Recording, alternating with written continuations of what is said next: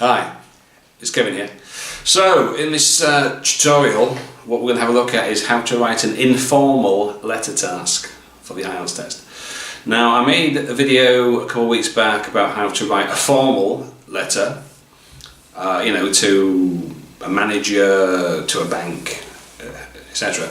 And we have a couple of examples of how that works. There's a particular structure that you can use, but for today we're going to have a look at how to write an informal letter. So I've got some examples ready and prepped up in Word. So let's go behind the screen and we'll take a look. Okay. So in today's lesson, we're going to look at how to write an informal IELTS letter task. Now, I made a video a couple of weeks back about how to write a formal letter, and if you watch that, that'll give you some more information too.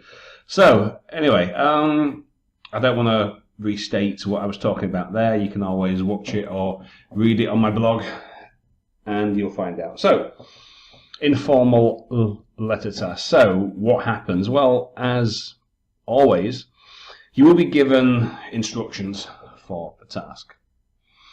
Write 150 words. You don't have to write an address. They'll tell you how to start it off, etc. They'll tell you who to write to, and they'll give you 3 points to write about. So as I mentioned in my previous post, this means that the general training task 1 is much easier than the academic task. The academic task, you have to decide what key pieces of information to include, because it's a report based on a graph, a chart, a table, etc. But for this one, basically, they tell you exactly what to write about. So they give you 3 points, and that's what you use, and that's how your letter has a structure. So it might say something like, you recently got a new job abroad. Okay. Write a letter to a friend. In your letter, explain why you left your old job. Point 2, why you moved abroad, and number 3, describe your new job. So all that you do really is you go through these points in order with details and examples. So it is relatively straightforward.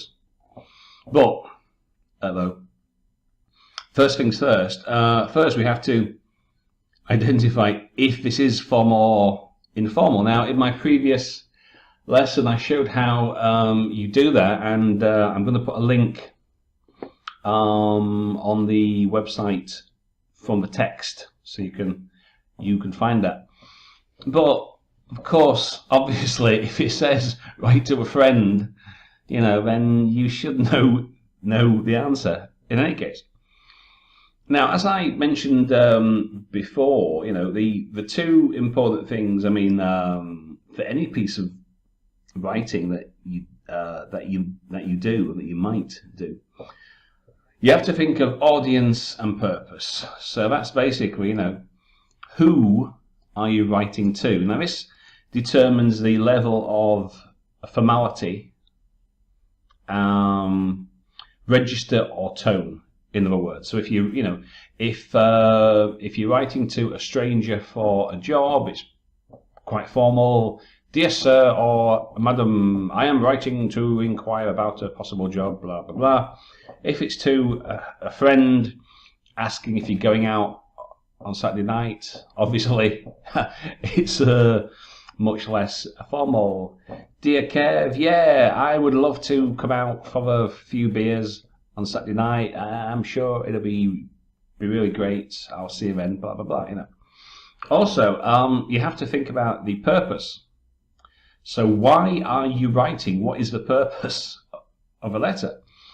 Now, the instructions, whether for formal or informal, will give you some idea, but in general terms, You might be asked to, you know, apologise, make a request, invite someone to something, you know. Dear Kev, I'm writing to say how sorry I am for disrupting your birthday party or something. I don't know. Make a request, dear Kev. Please could you post me back my passport? I must have left it round at your place, you know, etc. Right? So, you know, or inform somebody. Hey, Kev, how's it going? Just got some great news to tell you. I've just got a great new job, blah, blah, blah, you know. Okay, so audience and purpose. Usually if it's a social purpose, it's an informal letter. Okay, anyway, there's some formal examples in my previous video, so, you know, you can take a look at those. So now, as I mentioned in the previous one, there's a particular structure. It's basically exactly the same. So, you know, this is one reason why the letter tasks are, to use an expression, a piece of piss, because the structure, whether for formal or informal, can be used for every task. It's easy. This is why you should be able to get this done in 20 minutes easily. And then you can get on to the more important business of the essay, you know. Anyway, so the structure in general was just a couple of things. The greeting, it changes because if it's a formal letter, dear sir or madam, or to whom it may concern, etc. Your sign off will be something like yours sincerely, yours faithfully, you know, etc. The closing might be different.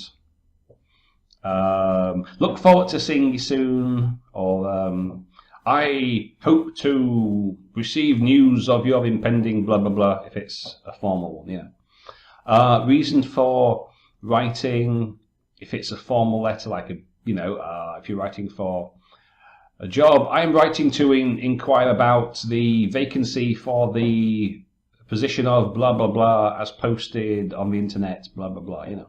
But in general though, this as a structure you can use for both. Okay, so line one, the greeting, dear Kev. Paragraph one, I'm sorry to bother you, I'm just writing to ask if you can blah blah blah. Reason for writing. Now then, point 1, 2, support, point 2, support, point 3, support.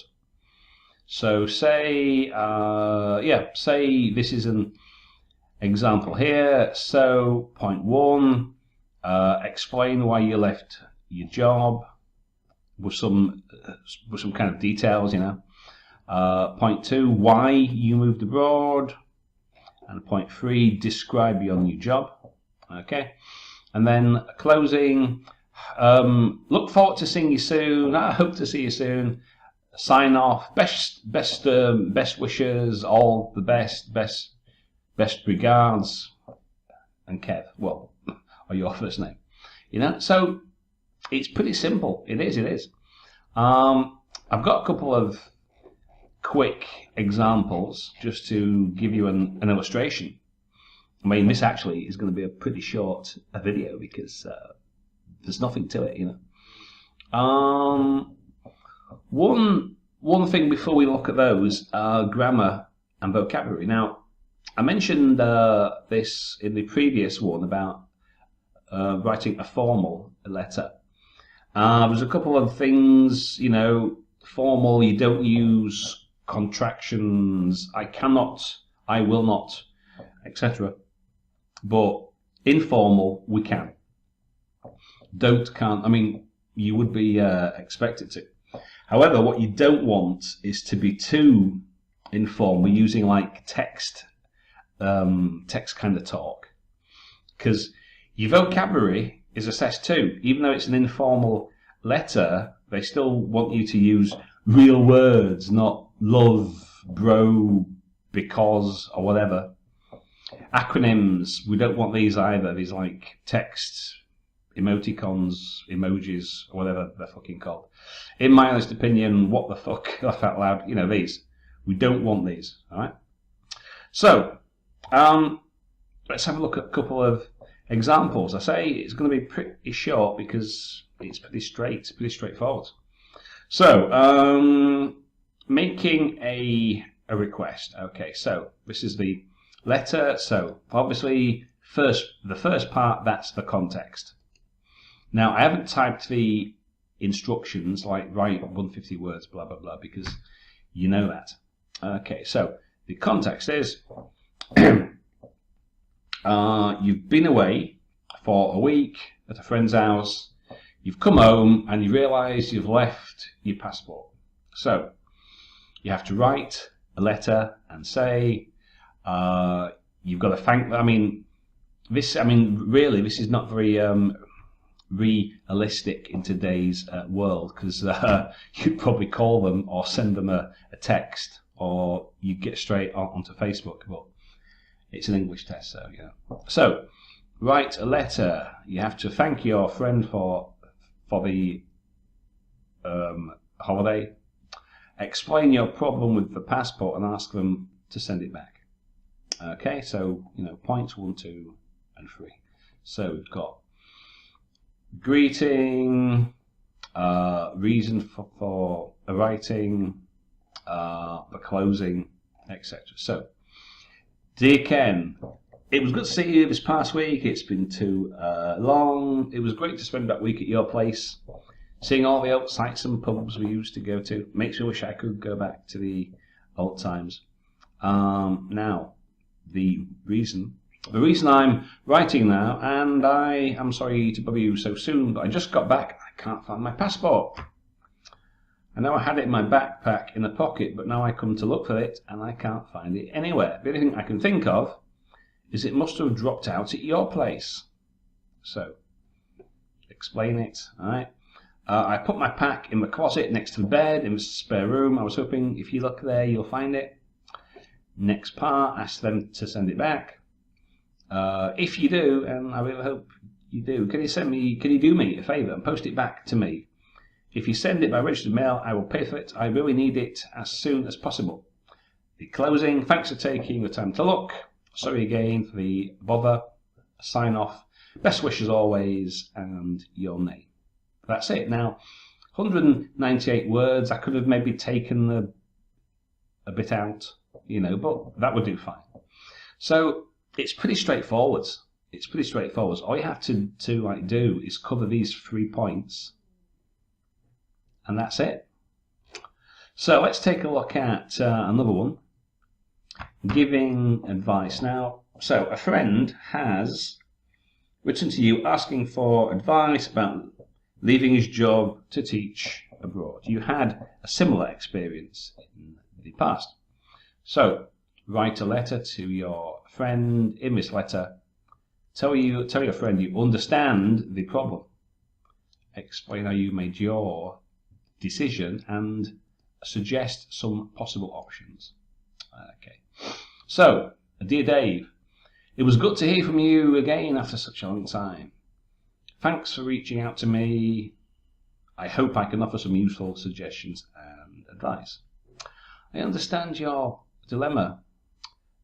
Seriously, I do. When I quit my job all those years ago to go to uni and to teach abroad, I had to think long and hard about the consequences. Let me tell you how I made my decision. Actually, it was easy. I asked myself, was I happy? And the answer was no. That was it. I thought about money, of course, and other practical things, but the fact was that job wasn't making me happy, so I quit. So this is what I think you should do. Make a list of the pros and cons of your current job, and if the cons outweigh the pros, then that's your answer. You can take a training course in the UK or abroad and live your dreams. It's up to you. I'm sorry if that's a bit short, but that's all you need to think about. If you are not happy, go do something that will make you happy. It really is that simple. Let me know what you decide. Best wishes for the future. Kev. So 211 words, again, you know, I could have made it a little shorter, but it does the job, essentially. And as I've said before in my other videos and posts, well, my recent posts anyway, you know, a perfection is not always possible. You know, when I write, I mean, I just like wrote these examples. It took me about 5 minutes each. Obviously, you know, you've got more time, you know, but so this is just to give you some ideas of how you might approach it. I'm not claiming these are perfect, but you know, they're pretty close to it. So as long as you can finish it in 20 minutes, then get on to the essay, because you will be needing that 40 minutes to work on the essay. That's a fact. So as long as you can get it done, anything from, you know, up to 200 words, that will be fine. So I hope that this gives you some ideas as to the structure and process. You can take a look at my other lesson that tells you more about making a plan, you know, the differences, etc.